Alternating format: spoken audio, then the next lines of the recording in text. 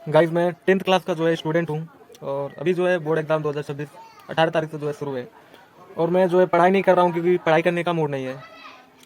तो ऐसे बहुत सारे बच्चे जो हैं पढ़ाई नहीं कर रहे हैं, लेकिन करना चाहिए, सही बात है, करना चाहिए। पर अगर फिर भी पढ़ाई करने का ना मन करे तो भी पढ़ो तो भी सही, नहीं पढ़ो तो भी सही, क्योंकि जो पढ़कर जाते हैं वो आता नहीं है, जो याद करते हैं वो होता नहीं है। तो अगर हम लोग फेल हो जाएंगे तो भी अच्छा है, पास हो जाएंगे तो भी अच्छा है। अगर मान लो इत्तेफाक से हम लोग पास हो जाते हैं बिना पढ़े लिखे, ऐसे बहुत चांसेस है कि मतलब बिना पढ़े लिखे पास हो जाएं। तो अगर पास हो जाएंगे तो मान लो दूसरे कोई चीज़ का फार्म भरेंगे, जैसे कि आर्मी या और कोई भी मतलब अलग अलग कोर्स, तो अगर उसमें फेल हो गए तो तुम्हारा ये पढ़ाई बर्बाद हुआ। और अगर इसमें ही फेल हो जाओगे तो आगे नहीं पढ़ पाओगे। और सब लोग सोचते हैं कि मैं पास होके मतलब कुछ सरकारी नौकरी करूं जिसमें मेरा पगार 2.5 लाख 3 लाख 75,000 ऐसे होके। तो भाई ऐसा कुछ नहीं है। अभी देखो मुकेश अंबानी, वो ना ही सरकारी नौकरी है ना ही कुछ भी, लेकिन बिजनेसमैन है। तो वो मतलब नौकरी में उतना वो नहीं रखता है कि मैं नौकरी करूँ ये वो बिजनेस करके नंबर 1 बिजनेसमैन है। और महीने का वो उसका 1 सेकेंड का कमाई जो है 4,000 रुपये 1 सेकेंड का। हम लोग का हफ्ता हो जाएगा एक 4,000 कमाने में, लेकिन उसका 1 सेकेंड का। तो भाई माइंड का ऐसा यूज़ करो ना कि मतलब जो है बिजनेस में लगाओ दिमाग। दिमाग हमेशा बिजनेस में लगाया करो। अगर मान लो तुम सरकारी नौकरी करोगे, तुम्हारा पगार 1 लाख है, तो तुम आगे चले जाओगे, बहुत हो जाएगा 1.5 लाख हो जाएगा, 2 लाख मान लो। लेकिन अगर वही बिजनेस करोगे ना तो तुम्हारा कम ज़्यादा मतलब हो सकता है, लेकिन अगर तुम ग्रो कर गए बिजनेस में तो तुमको यार 2.5-3 लाख छोड़ो, तुम्हारा करोड़ों में इनकम होगा, करोड़ों में।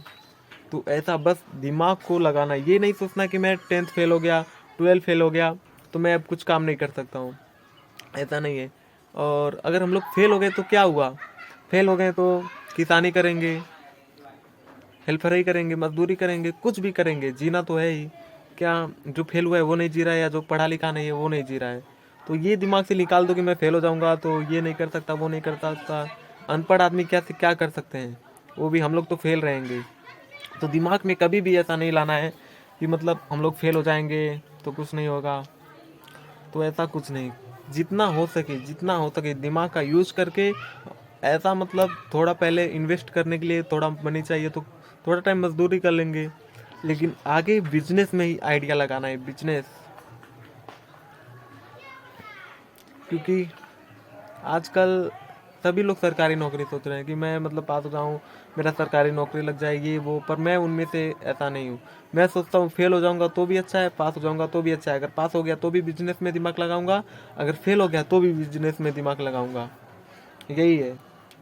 तो मैं तो यही बोलना चाहूँगा, ये पास फेल में कुछ नहीं रखा है। अभी देखो विराट कोहली 10 पास है, लेकिन कितना कमा रहा है, क्रिकेटर है, नंबर 1 क्रिकेटर।